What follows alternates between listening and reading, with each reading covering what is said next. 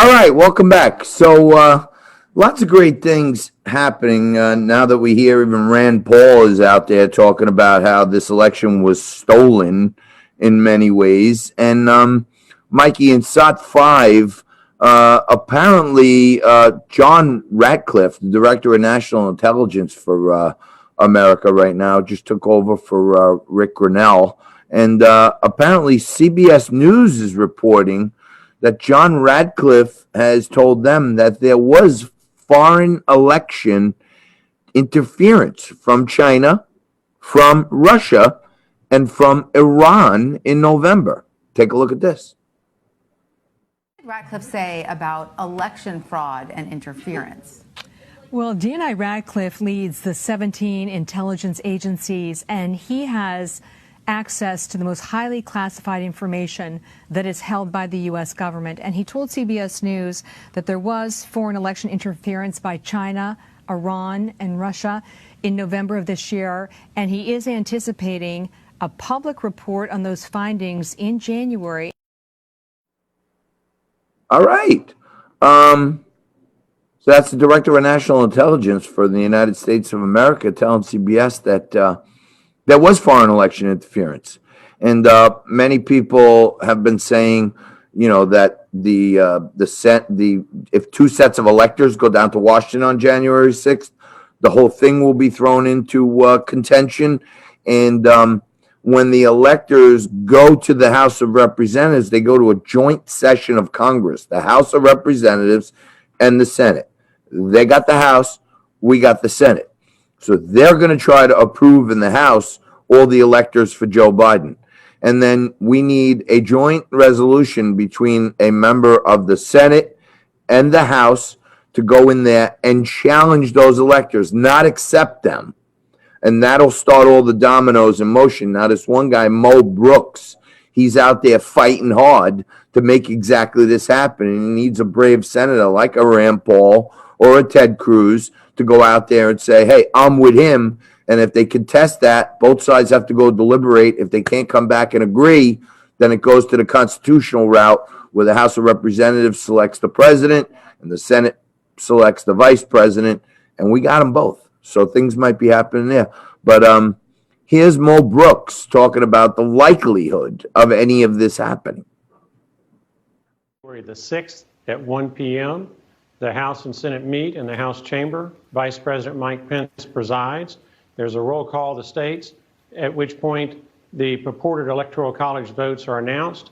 Any two people, one congressman and one senator, who object can force a House floor vote and a Senate floor vote on any state's Electoral College submission that is from a state whose system is so badly flawed that it's rendered untrustworthy of support.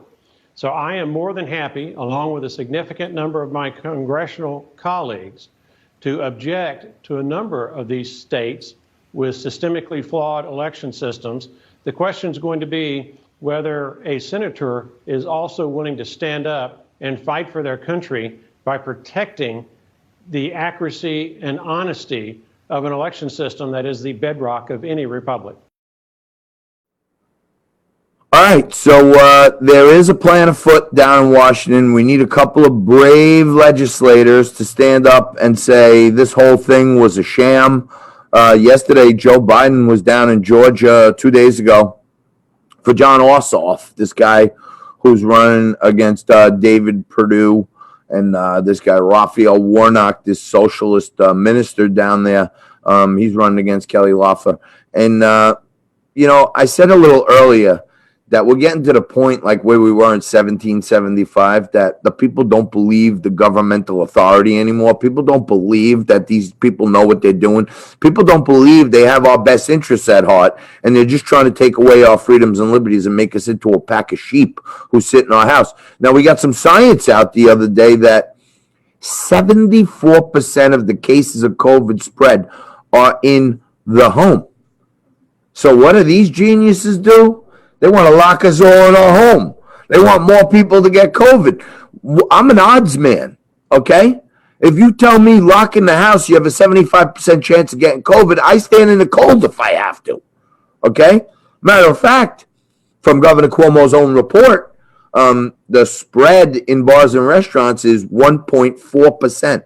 So 1.4% of all cases in New York were spread through bars and restaurants. So as a mathematician, as a weirdo math savant my whole life, 75% chance you get COVID in the house, 1.4% chance you get it in a bar.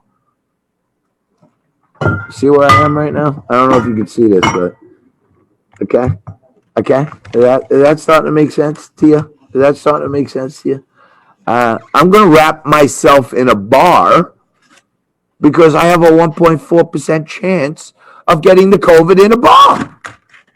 But you got a 75% chance of getting it in your house. But yeah, let's send all these dopes home. All right. Now, I talked about the revolution. One of the little nuances that you don't know is when the Sons of Liberty started meeting, they were going to taverns and restaurants and churches even. And how the seeds of the revolution were planted was very, very simple.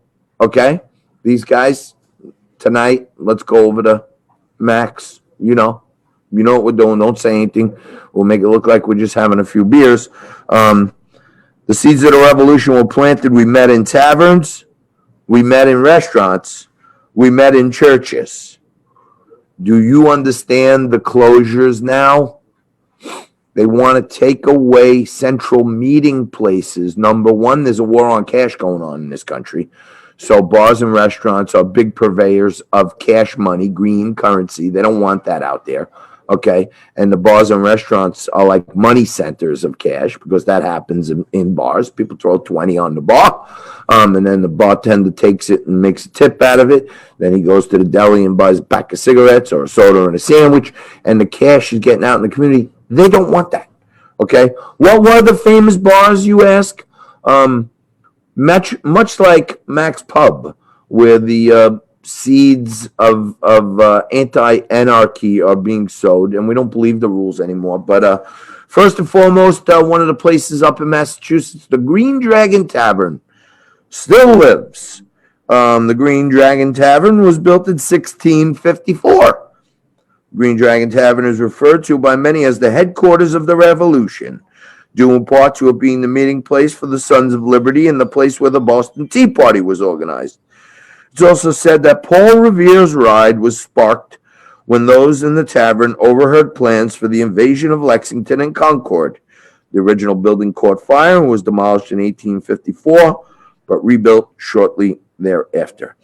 And for those of you who remember a little bit of your second grade American history, Paul Revere was riding on the horse with the lantern. The redcoats are coming, and the Battle of Lexington and Concord, where the first shot of the revolution was fired, went down in history as the shot heard round the world. And it all started right there at the Green Dragon.